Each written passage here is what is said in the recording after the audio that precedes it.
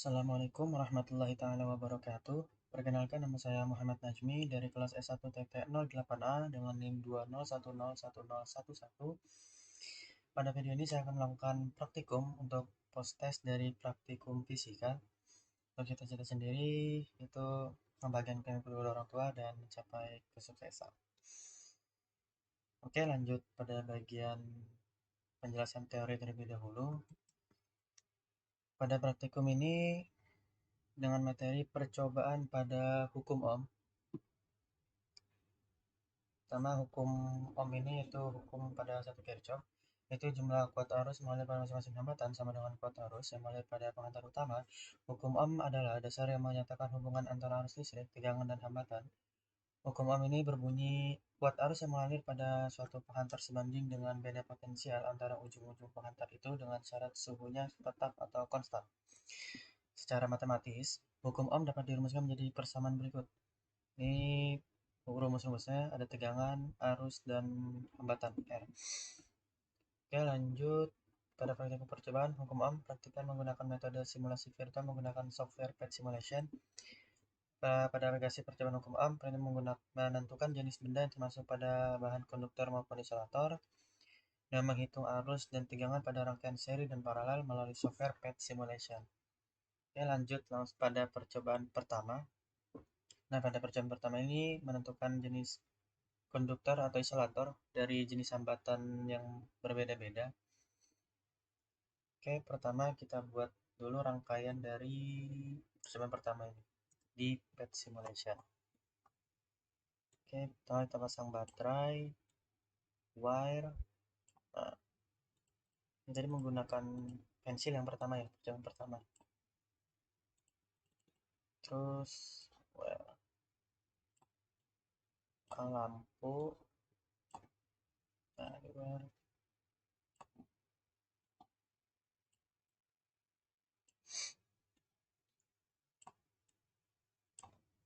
Kita gunakan switch. Nah, ini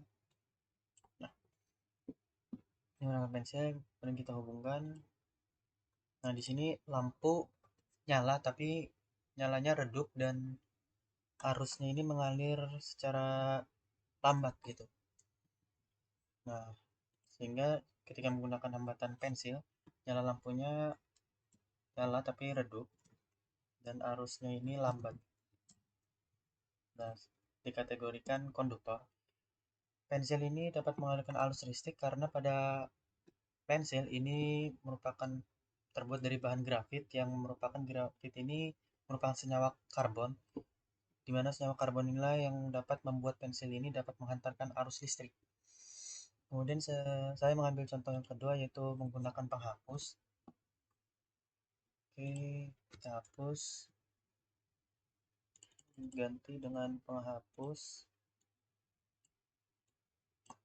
Nah, berbeda dengan pensil, ada penghapus lampu mati dan tidak ada arus yang mengalir ya. Nah, dikarenakan pada penghapus ini terbuat dari karet dan karet itu termasuk bahan isolator, bahan yang tidak dapat menghantarkan arus listrik. Jadi arusnya berhenti. Nah, termasuk isolator, bahan isolator. Nah, untuk percobaan pertama mungkin ini ya. Dan koin paperclip kan terbuat dari besi, sehingga nyala lampu ini pasti terang. Dolar ini terbuat dari kertas, sehingga nyala lampunya ini pasti mati. Dan tangan ini nyala lampunya mati. Tangan ini dikatakan nyala lampunya mati dikarenakan pada tangan ini kan tidak dapat menghantarkan arus listrik ya. Kemudian pada percobaan kedua, nah percobaan kedua ini dengan menggunakan rangkaian seri. Kita balik ke pet lagi, kita buat rangkaian serinya dengan menggunakan 3 resistor. 3 resistor. Oke, wire, wire, wire, dan pakai baterai.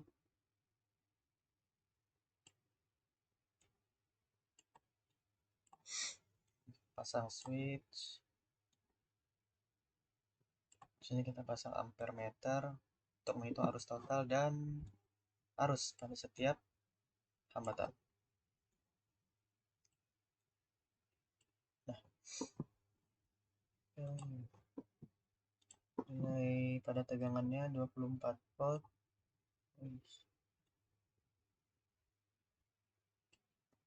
Kemudian tadi 100 ya.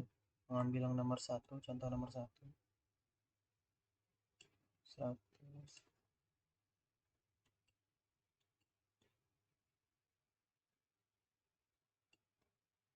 Kemudian 100.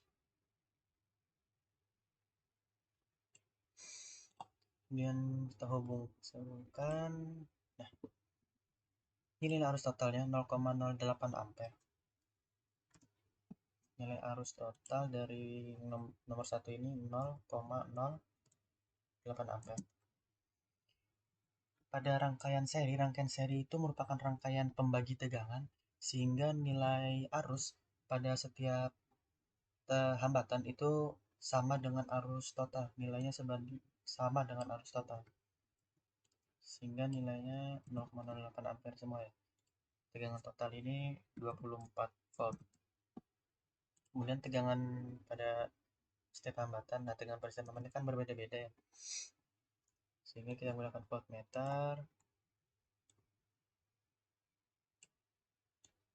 Ini 8 volt ya nilainya. Nah ini kan 100 ohm. R2, R3 nya pun 100 ohm, sehingga nilai tegangannya ini sama semua dikarenakan nilai hambatannya sama ya, 8 volt gitu. Berarti di sini kan 8 volt, di sini juga 8 volt, dan di sini juga 8 volt. Kemudian saya mengambil contoh kedua di nomor 3 ini 175 dan 50 ohm. 100 di sini 75,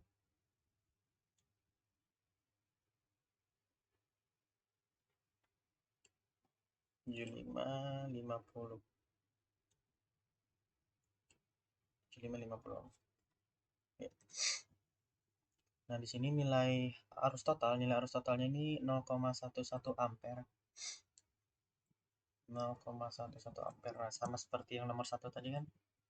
Arus totalnya ini arus pada resistor sama dengan arus total. Nilai tegangan totalnya kan sama 24 volt ya. Nah, pada nilai di R1 nilai tegangannya itu 10,67 volt. 10,67 volt. Kemudian nilai pada R2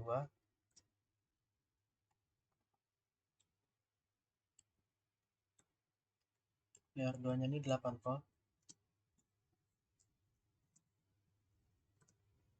Kemudian nah di R3 5,33 volt. Ini berbeda seperti yang percobaan pertama ya, nilainya berbeda-beda. Ini membuktikan bahwa rangkaian seri merupakan rangkaian pembagi tegangan. Nilai tegangan pada setiap hambatan berbeda-beda, namun nilai arus pada setiap hambatan akan sama seperti arus totalnya. Nah, untuk contoh pada kehidupan sehari-hari pada rangkaian seri terdapat bisa dilihat dari sebuah senter. Pada senter itu kan hanya ada satu lampu ya nah dengan satu lampu itu dipasang menggunakan rangkaian seri, sehingga arus yang mengalir pada senter itu sama dan tegangannya pun sama, hanya untuk satu lampu itu saja gitu. Kemudian lanjut pada percobaan ketiga. Nah, pada percobaan ketiga ini menggunakan rangkaian paralel. Oke, lanjut pada bagian pad. Kita buat rangkaian paralelnya dengan menggunakan 3 resistor tadi. Terpasang secara paralel. Nah, pada resistor ini kita pasang ampere meter untuk menghitung setiap arusnya. Berbeda dengan yang rangkaian seri tadi, pada rangkaian seri kan itu sama dengan arus totalnya ya. Pada rangkaian paralel ini berbeda karena kan rangkaian paralel ini merupakan rangkaian pembagi arus, sehingga pada setiap hambatan ya nilai arus akan berbeda-beda. tapi tegangannya pada setiap hambatan itu akan sama. Dan nah, kita pasang lagi di sini ampere meter untuk menghitung arus total. Oke, pasang switch baterai.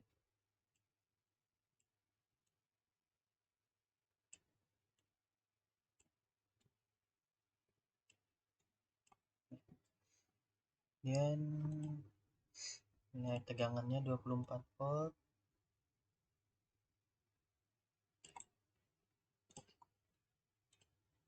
Ini tadi 100 100 100 semua ya. R1 R2 R3.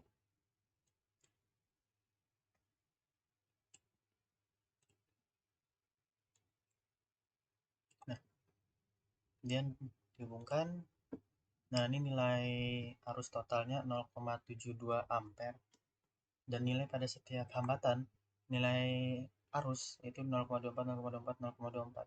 Ini sama semua nih harusnya, karena nilai hambatannya sama semua ini, 100 ohm semua. Dan itu tadi 0,72. Ini arus totalnya 0,72 ampere. Nah, ininya 0,24 ampere. Ini 0,24 ampere. Ini 0,24 ampere. Kemudian tegangan total. Nah, tadi kan rangkaian paralel merupakan rangkaian pembagi arus, sehingga nilai tegangan pada setiap hambatan itu sama semua, merupakan nilai pada tegangan total atau sumber tegangannya. Sehingga ini 24 volt, ini juga 24 volt, ini juga 24 volt. Nah, kemudian lanjut pada contoh yang kedua. Pada contoh kedua ini saya mengambil contoh yang nomor 3, 150 10. Ini 100, ini 50, dan ini 10 ohm. Kemudian dihubungkan. Nah, ini nilai arusnya 3,12 ampere, nilai arus total ya. Arus totalnya 3,12 ampere. 3,12 ampere. Tegangannya kan 24 volt. Nah, tegangan pada resistor di sini pun sama. Nilainya akan 24 volt semua gitu.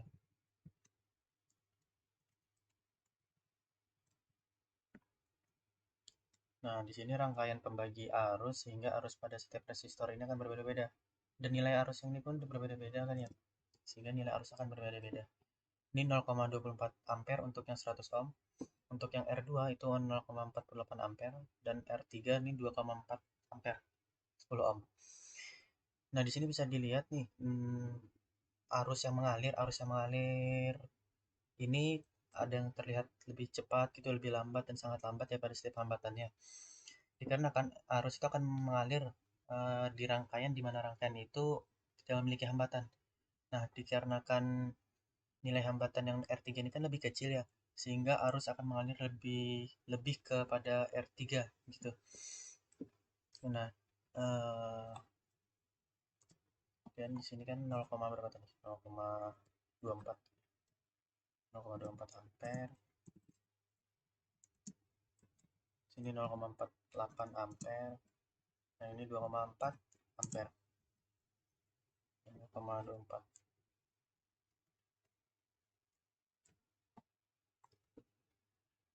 Mungkin ini percobaan ketiga ya. Dan contoh-contoh yang kehidupan sehari-hari pada rangkaian paralel itu bisa dilihat pada di distribusi listrik PLN di rumah-rumah itu dipasang menggunakan rangkaian paralel, sehingga tegangan yang diberikan itu sama semua dengan arus pada setiap perangkat di rumah-rumah itu berbeda-beda arus yang mengalir. Mungkin seperti itu. Mungkin hanya itu yang dapat saya jelaskan dari praktikum fisika ini tentang percobaan pada hukum Ohm. Untuk mengakhiri, mungkin ada sedikit quotes tentang kehidupan. Langit tidak mengatakan jika dirinya tinggi, bumi tidak mengatakan jika dirinya tebal. Orang hebat tidak perlu mengatakan jika dirinya hebat. Jangan sampai menjadi seseorang yang hanya dengan segelintir keberhasilan sudah berteriak ke sana kemari agar seluruh dunia mengetahuinya. Mungkin hanya itu, salah kata mohon dimaafkan. Sekian, wassalamualaikum warahmatullahi taala wabarakatuh.